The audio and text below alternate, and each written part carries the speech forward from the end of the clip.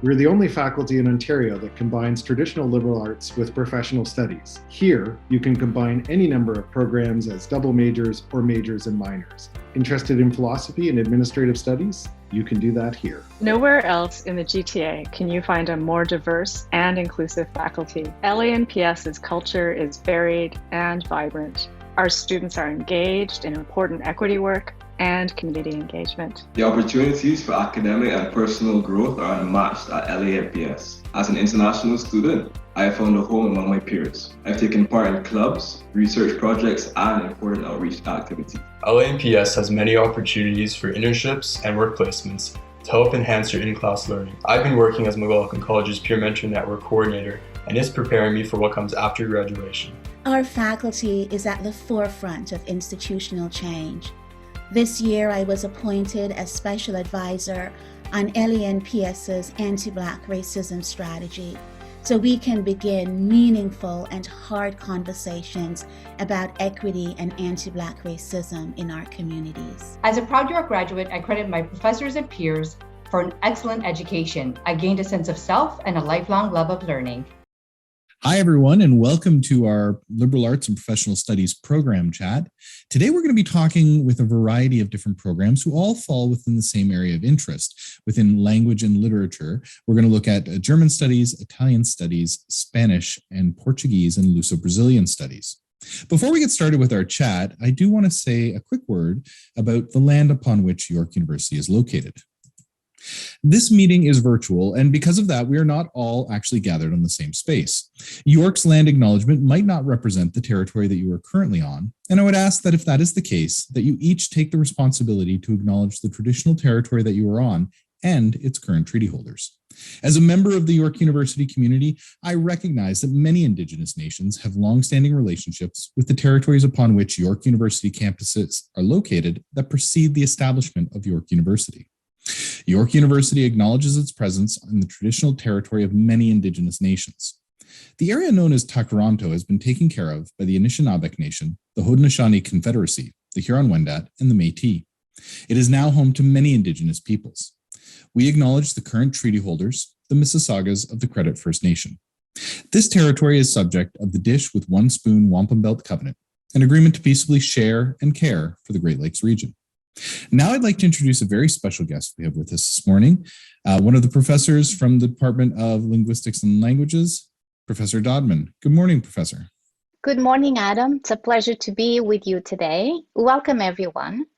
So I'm MJ Dodman, and I'm the chair of the Department of Languages, Literatures, and Linguistics. And I'm here today to talk to you about our foreign language programs. So today our program chats are going to be from Spanish, from Italian studies, from German studies, and from Portuguese and Luso-Brazilian studies. So welcome, and I hope you enjoy these chats. Hello again, everyone. So I'm joining you to speak about Portuguese and Luso-Brazilian studies, and the program is housed in the Department of Languages, Literatures, Linguistics, and here I put on the screen a lovely picture of our new wall. We are located in the Ross South, 5th floor. So I hope that you come and visit us soon. So Portuguese and Luso-Brazilian studies, and I've started with some basic information that captures the mission of the program.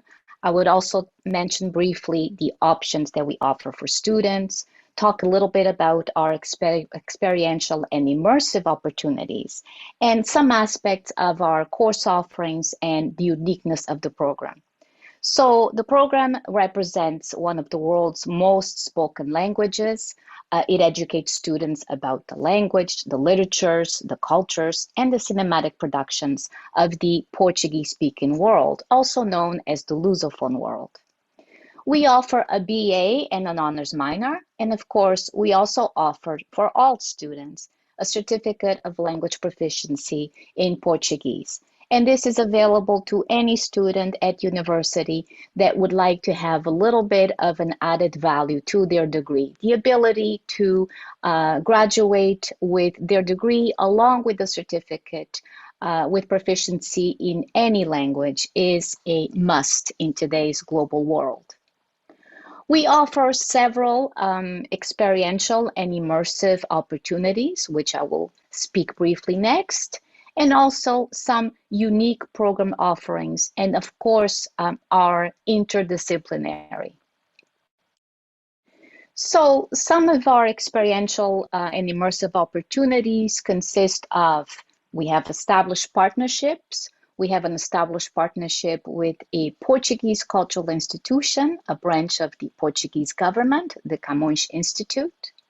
We also partner with film festivals. We have an ongoing partnership with the Toronto Black International Film Festival to support showcasing several Brazils from Portuguese-speaking African nations and Brazil. We also partner often with communities, with Portuguese-speaking communities in the GTA.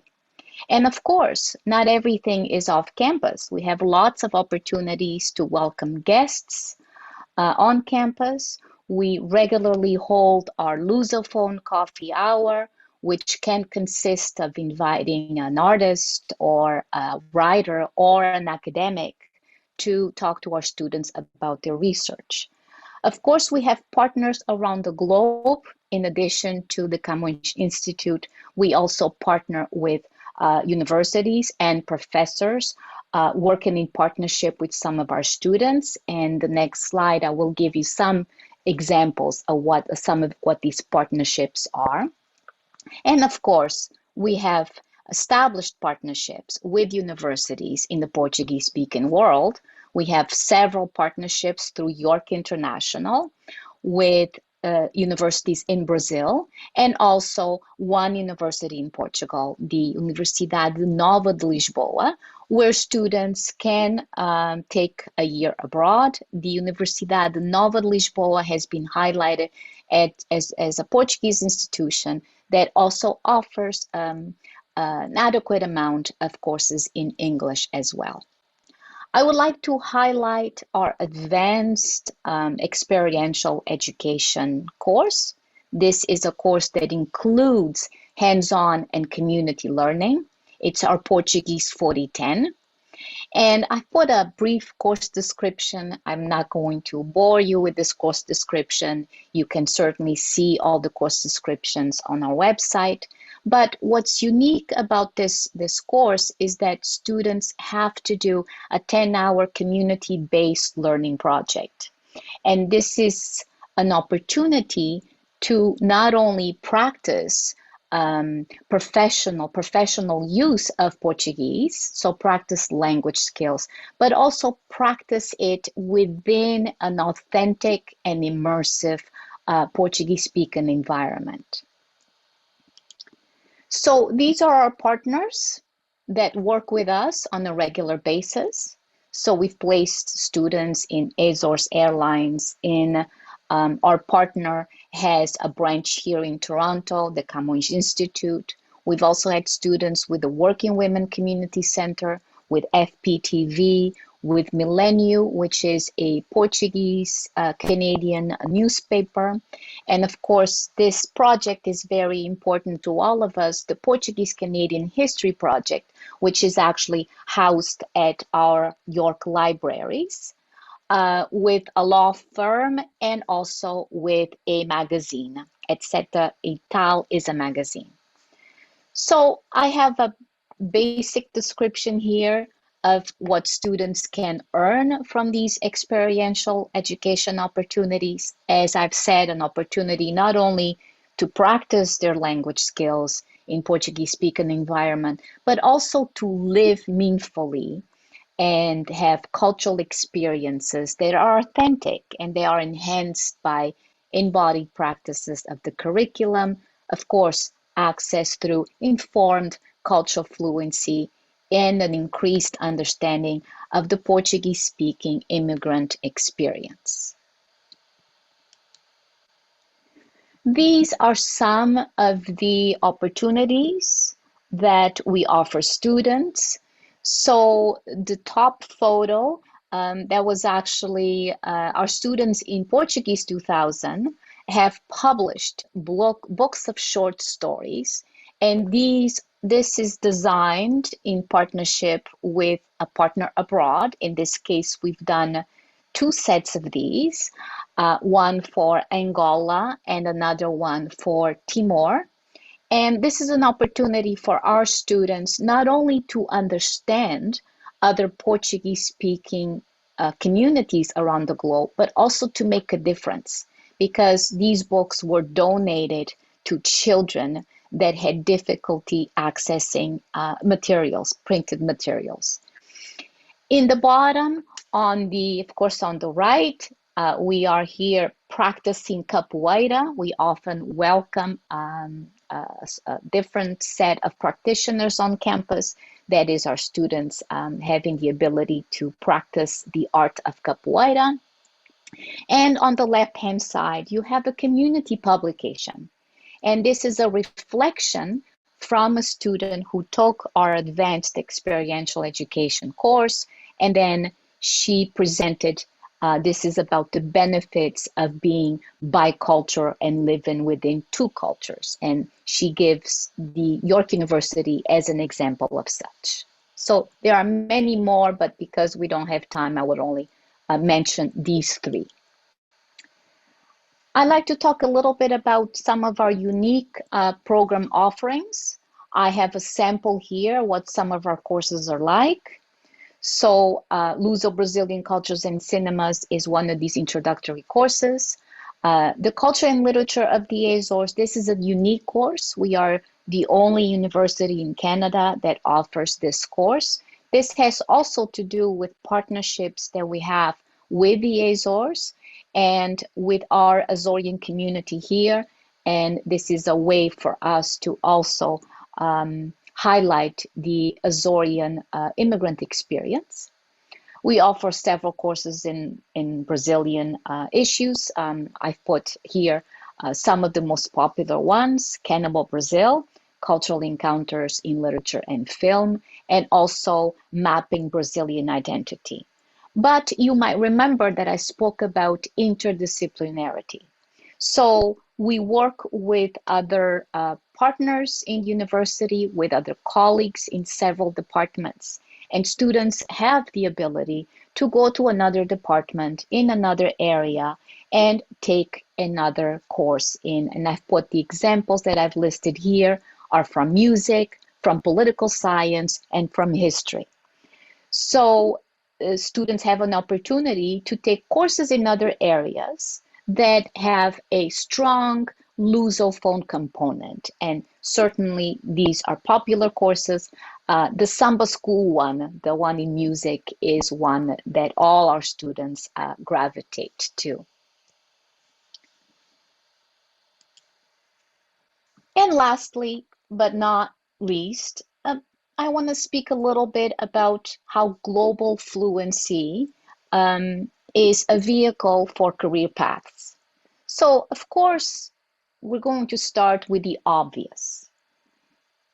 Students that are taking our degree have access to over 250 million speakers of Portuguese around the globe. You have access to an official language of 9 countries and the working language of 12, at least 12 international organizations, like Mercosul is one of them in Latin America. So there is an opportunity for students to work in teaching, in diplomacy, in international development, in translation, in all sorts of similar careers. But I would like to end by highlighting 2 very important career paths that are emerging now. So now we see a rise in need for Portuguese speakers in China and other areas in Africa. Now, this is motivated in great part by Chinese investment in Portuguese-speaking countries in China. So there is a rising opportunity here to work in that side of the world. But there's also a rise of need in local areas, in the GTA. In another couple of years, an important community center will open, and this community center is dedicated to assist our aging Portuguese-speaking immigrants, and there will be certainly a rise in Portuguese speakers, in particular, as I list here, in the healthcare and related industries. So I will finish by saying thank you, obrigada in Portuguese, and invite all interested students, of course, to access and learn more through our website. So thank you for watching. And now I'm going to pass the word to my colleague who's going to speak to you Spanish, Professor Cara Salzberg. Thank you. Thank you, MJ. Hello, everyone, and welcome. My name is Fernanda Cara Salzberg, and I'm here to talk a little bit about our Spanish program at York University. But first, I would like to say that Spanish is among the top 10 most spoken foreign languages in the country. And we currently have over 1.8 million Canadians who speak Spanish. And this explains why our alumni, they work in areas such as international business, government agencies, private industries, translation, education, law, travel and tourism, nonprofit organizations, and social media. Our faculty's areas of interest vary. We specialize in pedagogy, language acquisition, applied and social linguistics, Hispanic literatures and cultures that span across 5 centuries, film and post-colonial studies, literature and music, migration studies, memoir studies, and psychoanalysis. Now, what's great about studying in our faculty is that students are able to combine traditional arts with professional education. So those who are interested in taking Spanish, they can obtain an ordinary BA or an honors BA, but they can also combine programs and have double majors or a major and a minor. So they could study Spanish and German, or Spanish and political sciences, Spanish and history, etc. And for students who are interested in taking Spanish as an elective, we also offer a certificate in Spanish. And with this certificate, students would take 3 levels of Spanish grammar, so a total of 18 credits. For those who start taking Spanish with us from the beginning, they would take Spanish 1000, 2000, and 3000. For those who know Spanish before coming to York, they can start at Spanish 2000 or even 2010, which is Spanish for heritage learners, and then continue with Spanish 3000 in a 6-credit course at the upper level. Our courses, once again, we teach all 3 levels of Spanish grammar. We teach courses in Hispanic literature and culture, courses in Latin American film, courses in Spanish linguistics, and we also teach a capstone course, which is called Foreign Language and Digital Media. Now, this course it offers experiential learning opportunities. It is a course that is linked to our undergraduate magazine, Acentos, and this magazine belongs both to the Spanish program and to the program of Portuguese and Luso-Brazilian Studies. Now, for students taking this capstone course, once again, Foreign Language and Digital Media, they acquire practical and concrete experience with online publishing. Our magazine not only publishes news that are relevant to our students across the Spanish program, but we also publish our top essays of students who take any Spanish course within our program. And what students from 4992 is they work as part of the magazine's editorial board, and they develop collaborative skills through classroom-focused activities, but also with community-focused experiences. And this course is taught in English. Our courses are either, we offer face-to-face courses, and this is for most of them, but we also have remote synchronous courses. And next year, we plan to offer Spanish 3000 and reviewing Latin America film, television, and digital media online. Now, for the last course, Reviewing Latin America, this is a first-year course cross-listed with humanities offered in English. Now, one of the things our students love about studying with us is the opportunity to study abroad. And they can do so through York University, are York International. So they can combine and exchange with their program of study. York University is affiliated with many universities across the globe. Students can study abroad for a semester or for an entire year. And they can also take courses like Spanish 3000 offered by Glendon in Mexico, or even this very interesting course we have offered by the Faculty of Environmental Studies, and that is Narratives of in Costa Rica, and this is offered in Las Nubes. So I encourage you guys to follow us through in Instagram at Spanish at YorkU. Please contact me if you have any questions. My email address is f as in Frank, CARRA @yorku.ca. You can also visit our website at www.yorku.ca, labs, DLLSP for Spanish. And now, thank you for listening. And I would like to pass this on to my colleague from German Studies, Christina Krenzel. Thank you, Professor Kara Salzberg. My name is Christina Krenzle, and I'm an Associate Professor of German and the coordinator of the German Studies program at York University. German Studies is an interdisciplinary program that combines language instruction with the study of cultural and political history of the German-speaking world. We offer German language courses from beginner to advanced level, and we also offer a range of cultural studies courses that explore the historical events, the artistic movements, intellectual developments, and the transnational and cross-cultural connections that have shaped the German-speaking world. Students come to our program and courses for a variety of reasons, but I think the common denominator is an interest in an internationally focused education and international study and career opportunities. We offer a range of degree options. You can, of course, focus entirely on German studies in your degree, but you can also combine a major, a minor, or just a selection of electives with other fields. Students often combine German studies with another major because they see it as a way to enhance their training in a particular field. And combinations we see most often are German studies and history, German and political science. They combine German with theater or film studies, English, philosophy, just to name a few. These are all fields where the German context plays an important role, or language serves as a useful tool for study and for research. All of our upper level courses are cross-listed with other departments. Our culture courses, such as English, film studies, and humanities, and can be taken for credit in those programs. So what that means is that our courses often have a very diverse group of students with different disciplinary perspectives, which makes for very rich conversations. That's one reason I really enjoy teaching in the program. It's really wonderful to see students bring their disciplinary expertise to the conversation and to teach each other. Students are also interested in our courses because they see them as a gateway to study or work abroad. York has a wide array of partner universities in German-speaking Europe, and there are opportunities to do a 1 or 2 semester exchange or summer abroad course. And our program offers 2 summer abroad courses in Berlin in the summer semester. One is a language course, and the other is a cultural studies course on the cultural history of Berlin.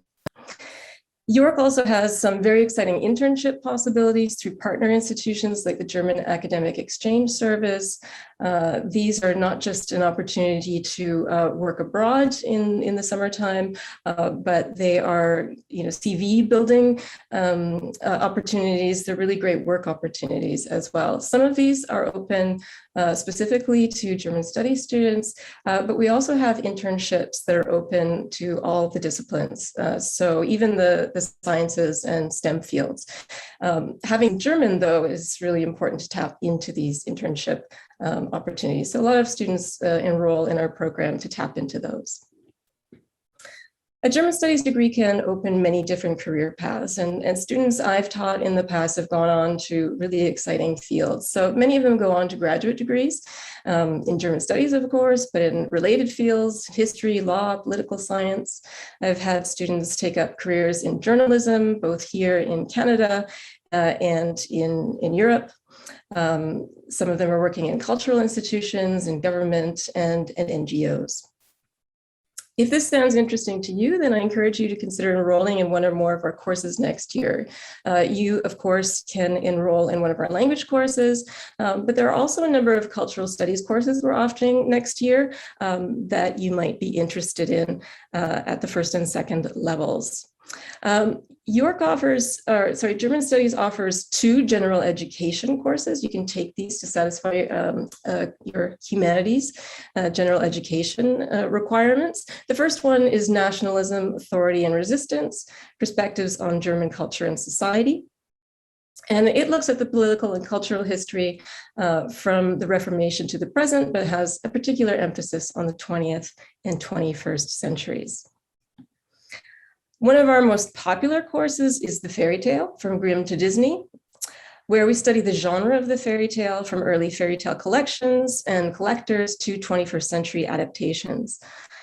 We discuss some of the most popular tale types, encounter lesser known stories, and look at many ways in which these tales have been adapted across time, across cultures, and in a wide range of media, including storytelling, literature, film and animation, advertising, television, comics, music, visual arts, digital media, and more.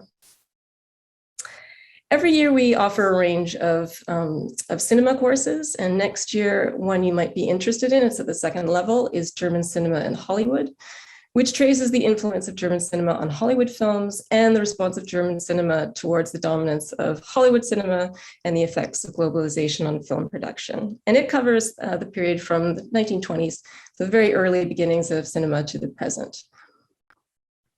And finally, another course you might be interested in next year, which will be offered online, is called Utopias and Nightmares, Visions of the Future.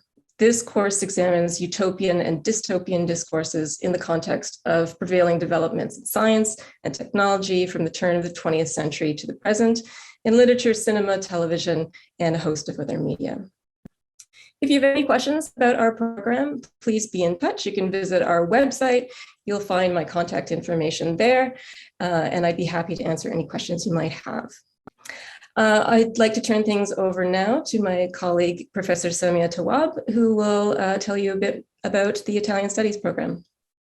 Thank you, Christina. Ciao, everyone. I am Samia Tawwab. I am the coordinator of the Italian Studies program, and I look forward to welcoming all of you on campus when you get here. I would like to tell you a little bit about our program, but many students wonder, why should I be studying a language? I mean, I want a degree that gives me a job immediately. And there are so many advantages to studying languages that we all know about the serious stuff, about opportunities in the job market. But I would like to say something about another ability that languages give us. And that is every language is a reflection of its own culture. And when we learn about the language and we learn about its culture, we learn about different ways of thinking and different ways of doing things. And that makes us realize that our ways are not the only ways, and that maybe not even the right one. So I don't know, I feel that it turns a light bulb in our brain that makes us look at things in a more flexible way and develop our analytical skills, our problem-solving skills. And I personally think that these are transferable skills for everything. But then you also think, what would a language do in terms of work field? And of course, any degree, in any specialization will immediately become much more valuable if you know an additional language. Whether your future is going to be in business or in medicine, you are bound to have to navigate the international world and have to open new venues of communication. And of course, languages will give you that and will give you also certainly more opportunities in life in general and in jobs as well. And then we come to think of why Italian then of all the languages. Of course, these advantages apply to all modern languages, but what I would like to tell you about Italian is what you can do professionally with Italian will depend on how much you study of it. So I will tell you about the options that happen and what students do with us, and then you will be able to be informed and make up your own decisions. So Some of our students work towards a certificate of language proficiency, which means that they take the 3 levels of language that we have in the program. And that, of course, immediately looks great on their CV. And they immediately can have access to job opportunities in cinema, in music, in the food industry, in fashion. And some of our students actually helped with the film festival, the Toronto Film Festival a few years ago, in the part where they were working with the Italian movies, of course, because one of our colleagues is an authority on cinema and is connected to the festival, and he managed to get his students to enjoy this experience. And many other students tell me that they find jobs in restaurants just because they can pronounce the names of Italian food well. And this, like, you don't have to graduate to be doing these things. These are part-time opportunities that you can have access to them with a minimal level of fluency.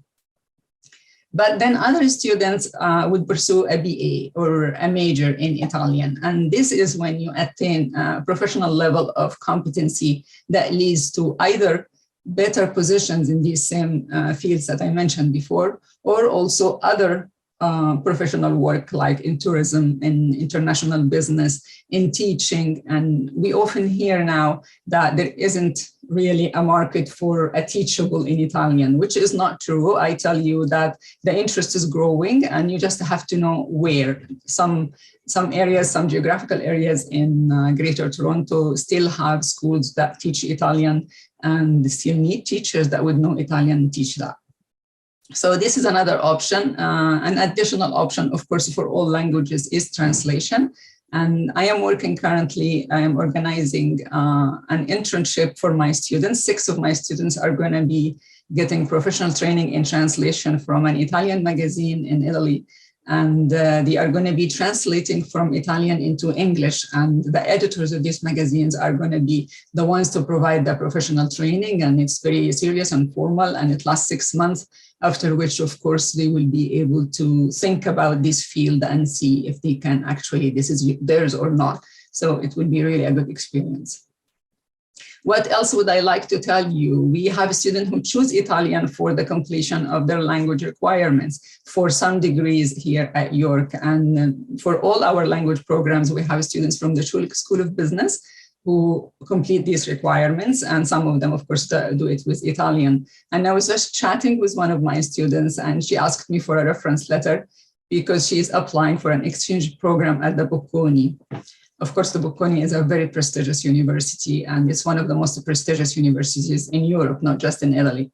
And she will study there in the international business program. So that is already delivered in English. She doesn't need Italian for her academic experience. But what she is aware of is that when she studies Italian, when she learns Italian, while she is there, she's not going to be just for camping for academic experience. She's going to be living the experience. She will have access to culture. She may engage with the people and make friendships, which of course will make her experience much more valuable and much more significant. So these are all opportunities that you don't have to be specialized in Italian to pursue. It can be in addition to whatever you are doing. And some students, like, they go on the websites and find all the information, but they still are not sure. So I thought to tell you about the courses. What is it about our courses? What's the content? What do we teach?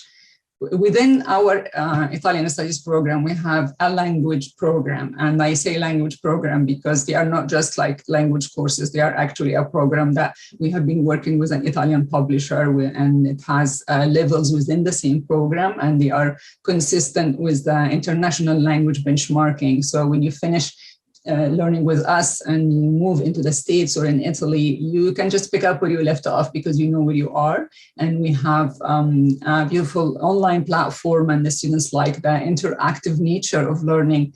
And that also allow us to teach differently. And if the student, for example, we can assign to them the homework on the platform and they do it interactively. And then I go and see, and at the end, we just discuss the problems that came up that most people struggled with, rather than sitting there and taking up all the exercises of grammar. So this way we have more time in class to dedicate to writing and to speaking, which is much more engaging and much more enjoyable and beneficial to the students.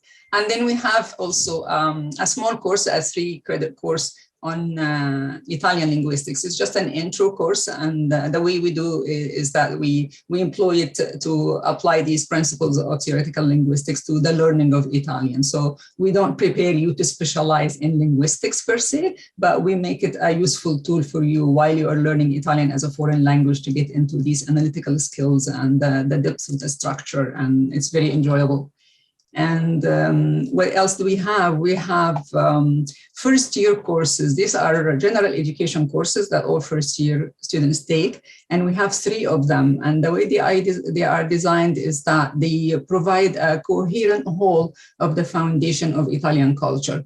One of them, they are actually all very popular, but one of them is Italian cinema, and you learn about the social transformation of the Italian society from the period of the Second War to the present, basically. And it's you watch 12 movies, 12 of the most important films in Italian cinema to guide you through that. So yes, you watch movies and it's enjoyable, but at the same time, you are learning about history, you're learning about politics, you're learning about art, and it is really popular and it's a good course.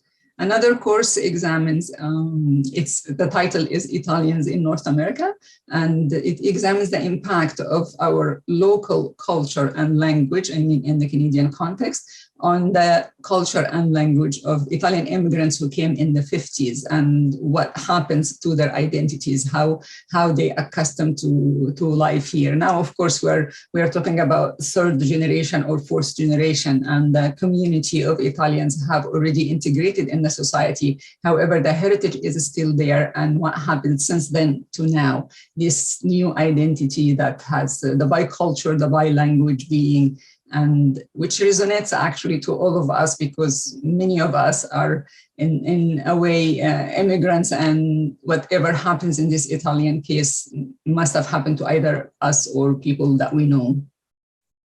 And then we have another course, still a general ed course that is very important. It's called The Great Ideas and the Master Works. And it looks into the role that influential Italian thinkers and writers and artists and philosophers and scientists and literary figures have played into what we call the Western culture today, the ideas and notions of liberty and freedom that came from the works of these thinkers. So the students come to this course and they don't know what to expect. They think it's a literature course. And of course, we read some literary texts, but we also read nonfiction, and they find themselves learning about Gothic art and Renaissance art, and it is fascinating. And this year, I was fortunate to help with this course, and my students had a favorite. I was asking them at the end of the course, and what they loved much is what touched them and taught them something new, a book that is called On Crime and Punishment by Cesare Beccaria, a book from the 18th century that had such an impact on the constitutions of many countries to ban the death penalty. And that, of course, stirred the conversation in class, and it was such an enriching experience. The course is multidisciplinary, and it looks into so many aspects of Italian culture and its role in Western civilization, and it's just a good course. We have many other courses that I would like to talk about, but I don't want to talk too much, and I'm always available if you come later and talk to me. I just would like to tell you that, especially over the last few years, we have been looking at our program, and we have been adjusting it more to non-Italian speaking students. We would like every student to be able to take Italian courses. And of course, if you take Italian language, then you are learning the language. But if you are taking Italian culture or you are taking Italian literature, you can have access to these courses without any prerequisites of Italian. So everything is in translation. And when we say that the course is delivered in English, it's not just about the language of instructions. Like we search the market and we find for you bilingual translation so that you enjoy the presence of the original text in Italian, but you also have the comfort of having the text in English for if you don't know Italian, of course, you will need that. Some of our courses, again, are about media, development of culture, the effect of media on the development of the Italian language, which is a huge topic. And we also have, I am very excited actually about this course to tell you. And Christina was just talking about the fairy tale and about their beautiful course on the fairy tale. We are also offering a course. It's in the books for next year. And I am happy because it's the first time we are offering it in many, many years. And it's called the Italian Novella. And the word novella means short story, but it also means something new. So it's about telling something that is short and new, something that's exciting. And that is based on oral culture and oral tradition, that there was no writing, so everything was oral. And that was what we call now, when we examine this period, oral literature, because it was the only form of literature. So what would happen in that genre? What features would make sure that the listener will remember and will enjoy and will come for more. So this is how it was before even the Middle Ages. And then we start with the Middle Ages. We start with Boccaccio, who is, of course, the writer of the masterpiece of Decameron. But then we trace the genre of the storytelling and the art of the storytelling up to modern time to see how modern writers have dealt with that, what features they kept, what changes, and why, what were they talking about, what values are new. And it's just like we are excited about it, and we hope that you will enjoy it. We strongly believe in the need of this culture exposure, and that's why we have many courses on culture, but we also try to organize for events for you when it's possible. After the lockdown, we will be able again to offer conversational cafe and movie nights. Last month, I took my students to a workshop on medieval calligraphy, and they enjoyed it very much. We were talking about how media affects language, and think about when they were writing manuscripts, and the art of the strokes and how to write, and how long would it take to produce a manuscript. And then we came to writing, and we came to the internet and how that affects language itself.